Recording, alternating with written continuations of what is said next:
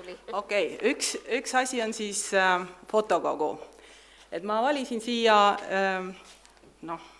ringlema, luupima ühe valiku ERMi fotokogust, taluloomade pilte. Nad ei ole kuidagi süstematiseeritud, ei kronoloogiliselt ega temaatiliselt, lihtsalt üks valik. Ma valisin küll, ütleme, nagu vanemaid fotosid, 19. sajandi lõpust kuni 40 aastani põhiliselt, mõned on ka nõukaajast. Ei julge lubada, või tähendab, õigem on öelda, et üsna kindlasti nad kõik ei ole põlistõugude näited, eks ole, ei ole mina asjatundja, ei oska selles mõttes kommenteerida, kindlasti siin on paremaid asjatundjaid, kes oskavad öelda, palju siin põlistõugude esindajaid on, palju mitte. Aga jah, lihtsalt selliseks väikseks ülevaateks.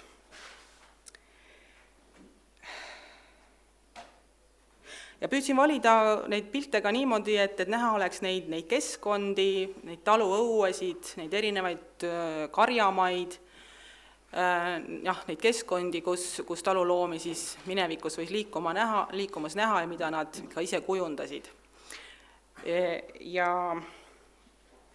Ja üks niisugune tehniline aspekt veel just nende vanemate fotode asjus on see, et päris paljudest neist, mitte kõigist, aga päris paljudest on olemas klaasnegatiivid, mis tänapäevaste võimaluste juures tähendab seda, et neid on võimalik digiteerida väga suurte fotodena, teistpidi siis sinna sisse zoomida ja uurida teatud detaile, kui on nagu huvi nagu täpsemalt nagu loomade väljanägemise või muude asjade kohta.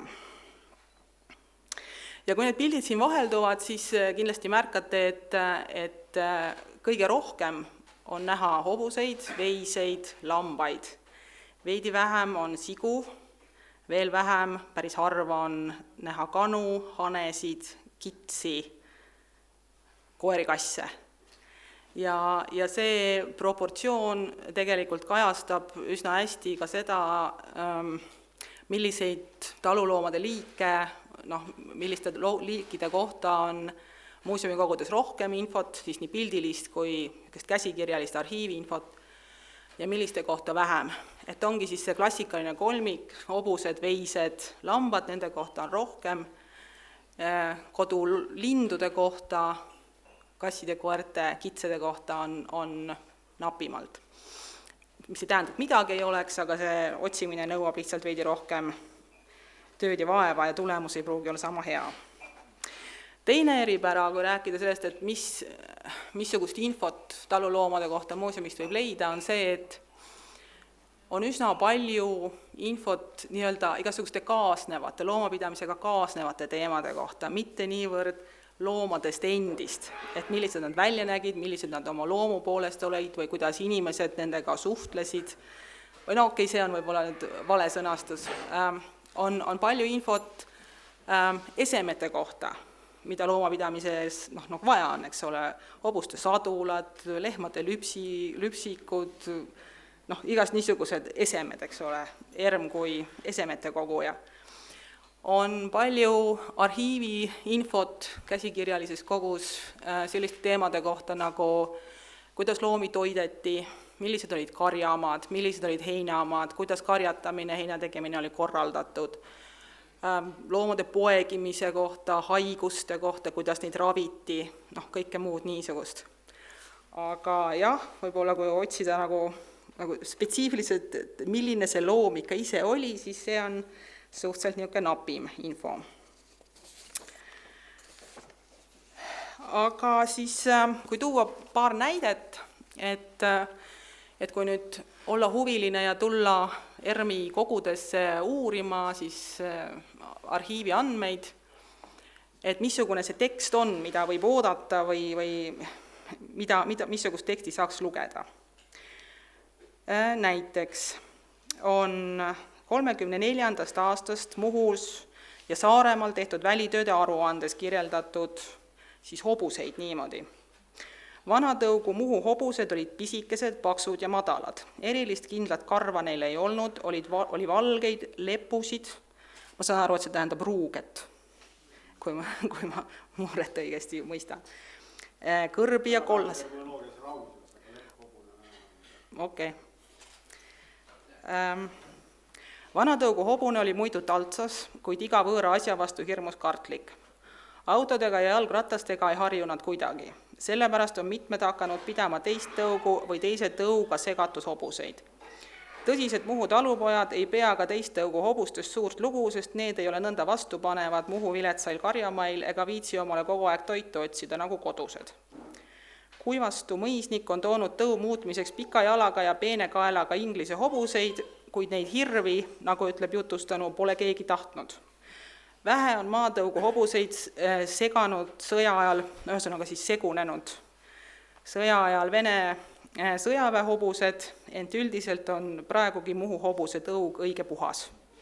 Ehk siis 34. aasta seisuga selline väide. Üks väljavõte ka lammaste kohta. See on siis Saarde kihelkonnast 26. aastast.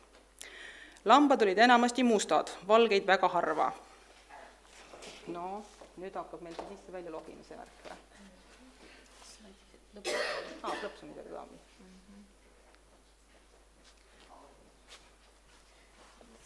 Ma saan hakata, võite rääkida edasi. Üle talve jäeti ikka mustad.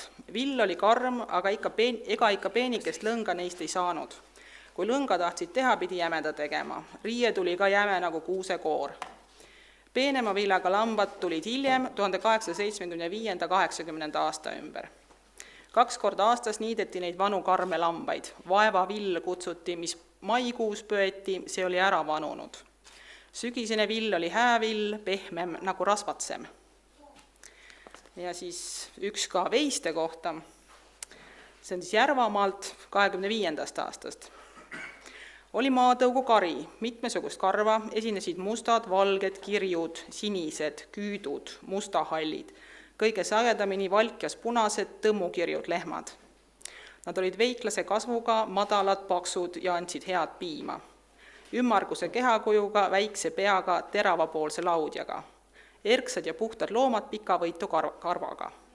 Maakari kadus siit 20 aasta eest, ehk siis 25. aasta seisuga, siis ütleme siis 20. sajandi alguses nagu kippusid juba kadunud olema.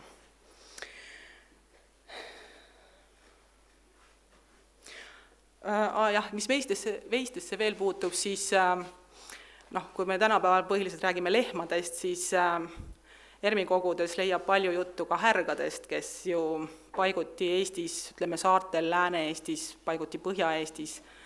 Vast veel 20. aastatel olid ju künni- ja veoloomana suhteliselt levinud, et siis jutt nii härgadest kui lehmadest. Ja siis üks niisugune aspekt veel, mida vast siis selle arhiivkogu kasutamise juures peaks meeles pidama, et kõik need sellised jutud, nii nagu ma neid praegu näiteks ette lugesin, on ju mingite konkreetsete inimeste kogemus või mälestus oma talust või oma külast. See ei ole üldistus Eesti kohta ega suuremalt ka mingi piirkonna kohta.